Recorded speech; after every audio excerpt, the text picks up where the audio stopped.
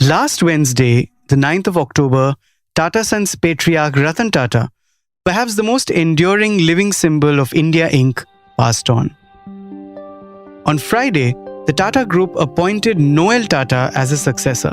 Now, as the new chairman of Tata Trusts, the philanthropic entity that in many ways, not least a 66% holding in Tata Sons, holds the key to the conglomerate's vast salt-to-software, aviation-to-automobile business empire. Noel Tata's name had first burst into the news as a candidate for Tata Sons chairmanship in 2012, before the baton was of course passed on to Cyrus Mistry instead. Now, as a leader, Noel Tata is perhaps as different from Ratan Tata that two businessmen with the same family surname can be. He's understated, keeps a low profile, is cautious about expansion, and cost-conscious to the point of having been called very, very conservative. And yet, he has steered Tata's retail business into a 2.85 trillion rupee entity through global tie-ups, new businesses, and being ahead of the curve in many segments such as fast fashion with its hugely popular brand Zudio.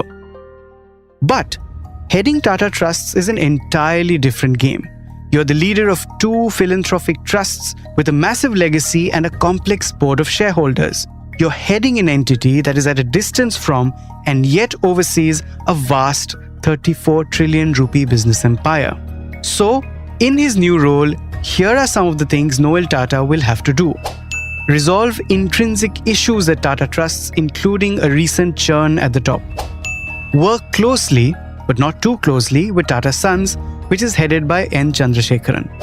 Possibly see to it that relations continue to improve between the Tatas and the SP Group, which holds an 18.37% stake in Tata Sons. Now remember, the 6-year-long Tata Mistry feud is the stuff of corporate legend. Among other things, the consistently improving relations between the two could pave the way for the SP Group to monetize its stake at Tata Sons, something it's now unable to do without a say-so from Tata Sons.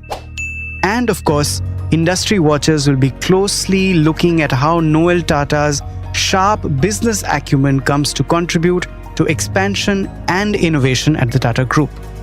So how differently will Noel Tata lead Tata Trusts than it has been led yet? The Tata Group has lost a patriarch. Is there really a need for another one? And can Noel Tata be it? All this and more in today's episode. It's Tuesday, the 15th of October. I'm your host, Anirban Chaudhary. This is The Morning Brief.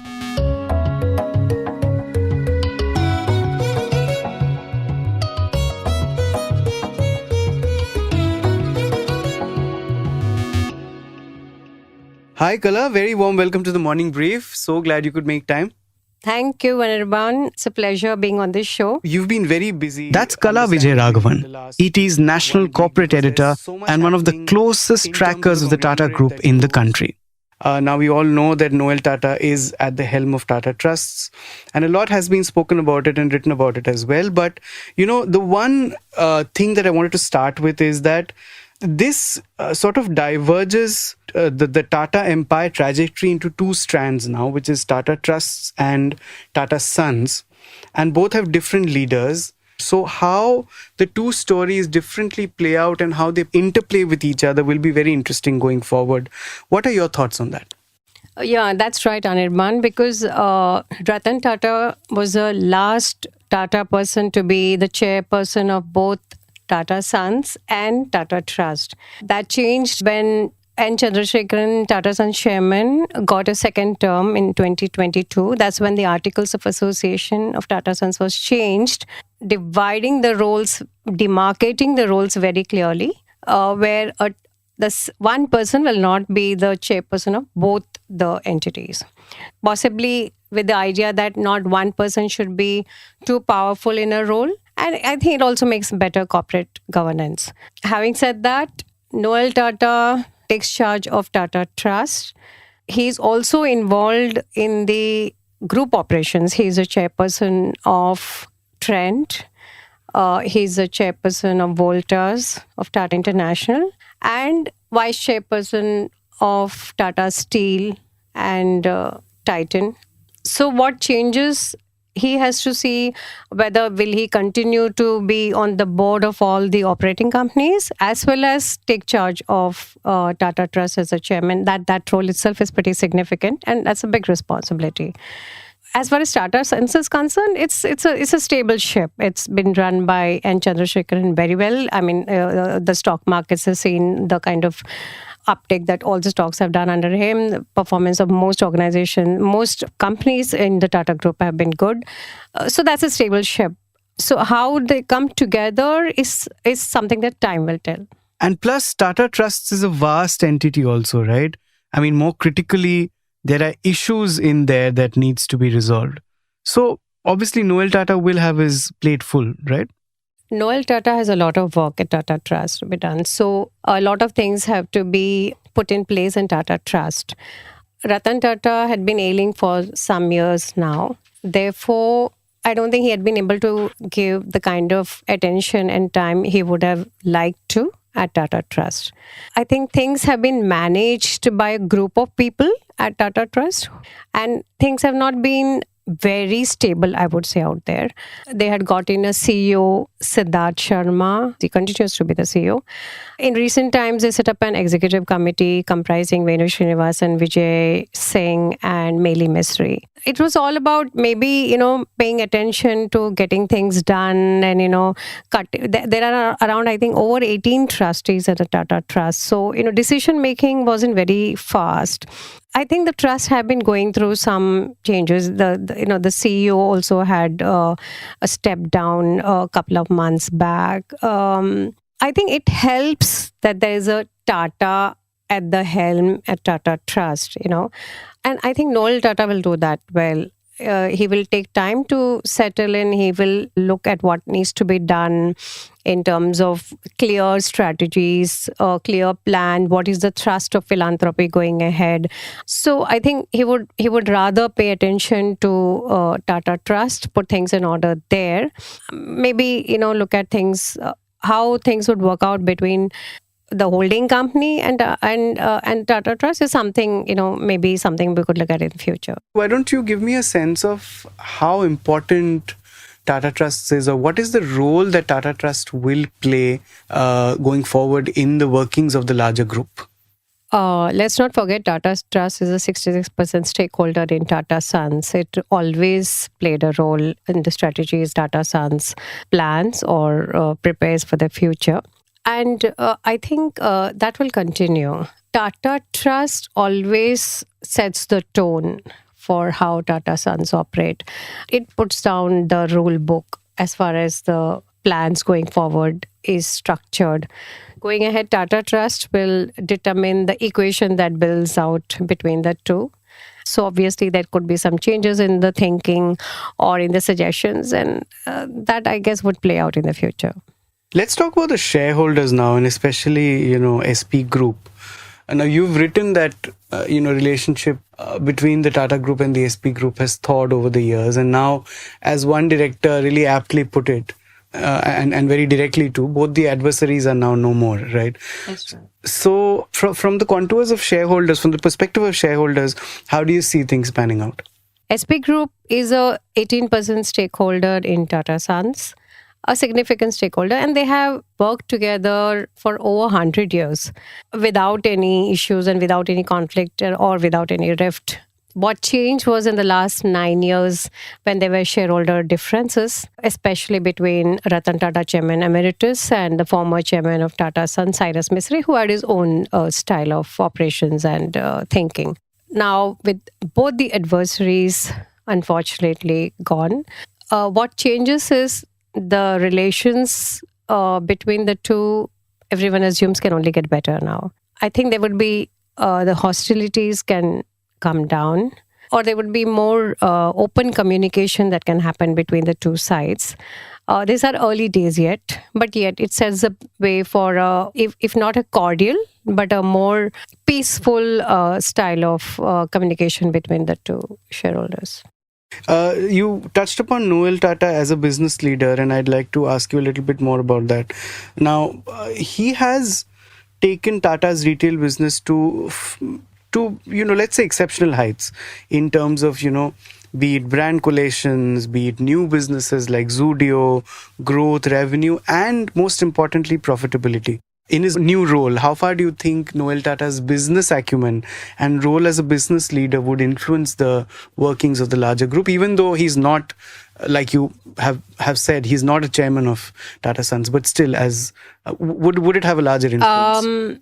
Noel Tata, in very many ways, is very different, I think, from Ratan Tata. He has a more down to earth, modest, and a nose to operations. He never likes to talk about himself. It's never about individuals. It is more about the organization. It's more about the team, and it's he's very different in that sense. The main story is about how you can see a quiet man standing in one of those West Side or Star Bazaar stores on a weekend with his sleeves folded up, with a white shirt, standing in a corner, watching what the consumers are looking at, what are they taking an interest in, what are the things that they do not like. But he's a guy whom you're very comfortable with. If he has something to tell, one of his executives told me the other day that Noel Tata is the kind of a person, they have seen seniors who would ring the bell and call them to their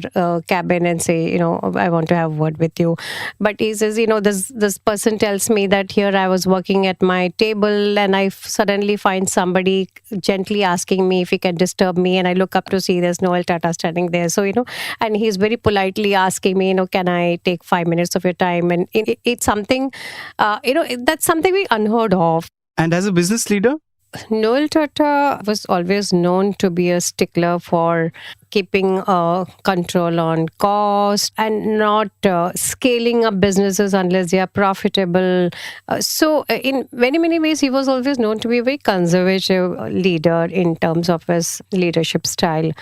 But I think maybe he has also proved his detractors wrong, because as we can see, for several years, Trent was criticized to be very conservative and a player which was not really up there among the top three. But that view has changed. If you see in the last few years, Trent has been the darling of stock market.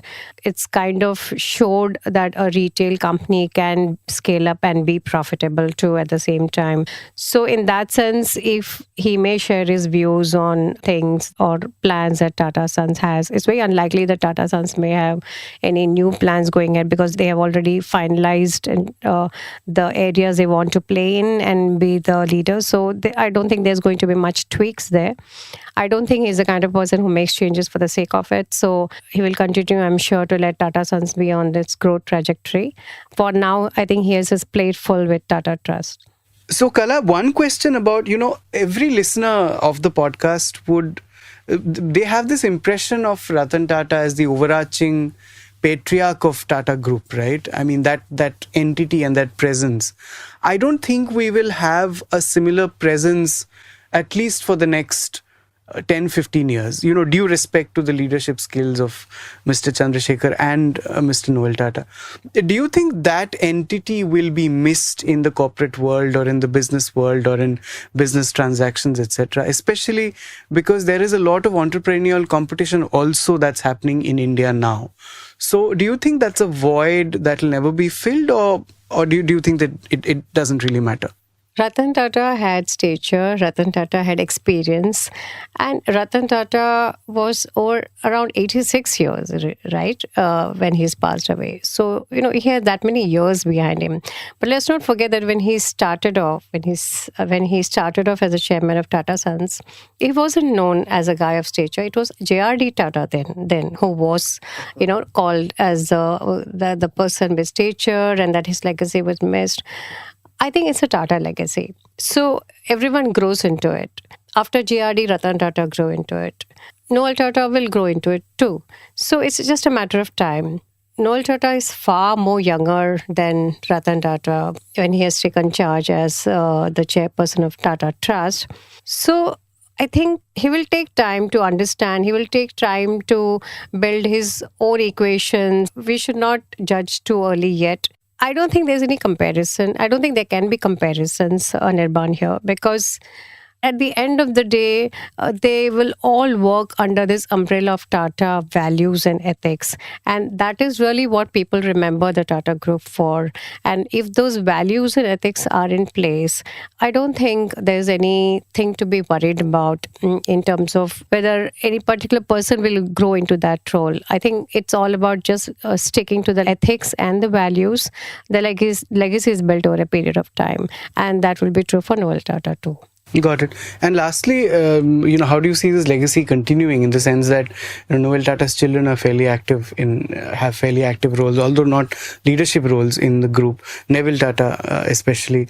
How do you see that bit of the story? I think it's too early yet to talk about the children of Noel Tata, because they're not in any major leadership roles yet. They're all like the Tatas, very humbly working their way up the ladder. Neville Tata has just been made head of Star Bazaar, which is a hypermarket business of Trent. He has also been working under the radar for several years. Leah Tata has been working under the radar at Indian Hotels for several years, and so to Maya at Tata Digital. And I think we've been told that Noel Tata has made it very clear in the system that there will be no special privileges given to the children, and they all have to work their way up. And time will tell who will be able to grow into what role and bring about changes, or whether they will move into leadership roles. For now, I think Noel Tata needs to do a lot more things than his children will have to do. He needs to assume more responsibilities and figure out what he wants to do differently. And that it's too early yet, because it's only last week that all these changes have happened. So I think we'll have to give them all time to see what works individually. That's it for today. You were listening to this episode on The Morning Brief. It was produced by Surohini Jain and sound designed by Indranil Bhattacharjee. We hope you liked this episode. Do like, share, and subscribe if you did. The Morning Brief drops every Tuesday, Thursday, and Friday on a listening platform of your choice. Have a good rest of the week.